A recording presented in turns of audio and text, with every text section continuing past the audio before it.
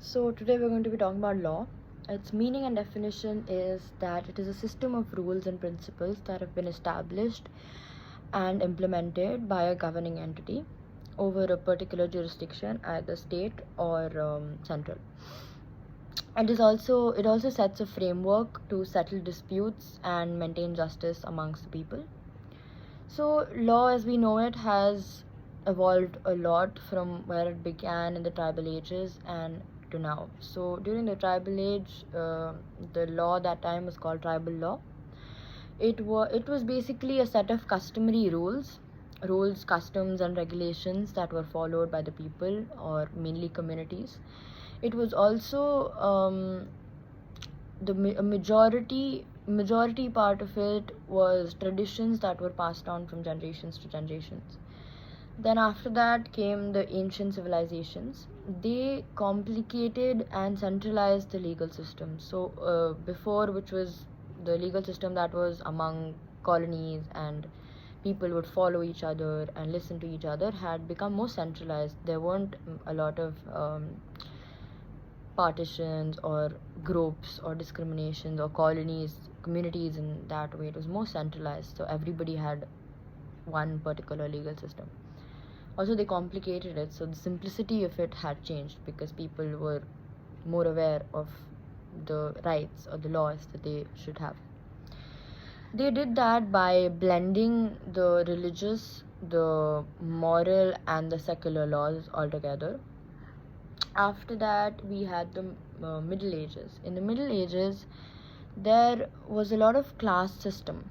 So in which there were different sets of laws for different classes. The higher the class, the better the laws. So the lower class people had not a lot of laws in their favor. They were mostly against them.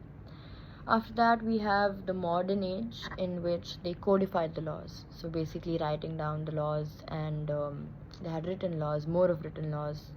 This was in the 18th and 19th century. Continuing that, the new modern age, in which we are right now, we have properly written, codified laws at this point, and legislature as well. Moving on, we have law and morality. So law is a system, it is a set of rules, regulations, principles that are to be followed to maintain peace and justice and to maintain the unbiased decision making that is going on for the betterment of the people. As well as morality is concerned, morality is basically a personal belief of somebody, of an individual or a community. It is not a set rule, it is not written in paper, it is a personal belief. So something may be moral to me, it may not be moral to somebody else. Then moving on, we have civil law. So civil and criminal law, these are two kinds of laws that we do have today. So civil law is basically a legal system that has written or codified laws. So they have written laws and codes. They mainly rely on these. They don't rely on court judgments as during the previous times or during the criminal justice part. So they mainly rely on the written codes. They don't rely a lot on court judgments. They have a large body of codified laws, and it covers contracts, property laws, and family laws, community disputes, all of those things. Then we have criminal law. So criminal law is basically for crimes against society. Criminal laws define the criminal behavior of what it is exactly. It establishes the punishment for it, and it specifies the procedures of investigating those criminal behaviors, along with how to prosecute them or what is to be done and how to educate the criminal behaviors. Then following that, we have the English common law. English common law is basically the law that was set at that time in England. It was developed in England actually, and it set the foundation of a lot of legal systems throughout the world. A lot of countries that were either under the rule of England or under the influence of England, the British colony to be exact.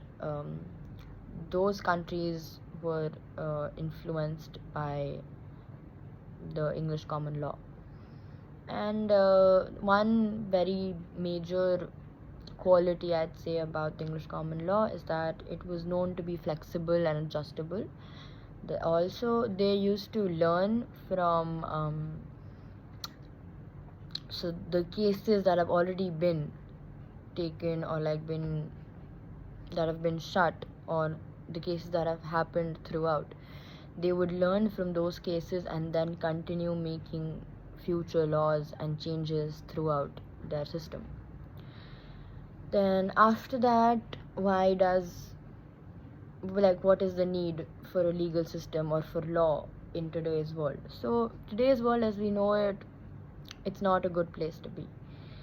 It is unsafe, it is unpredictable at the same time.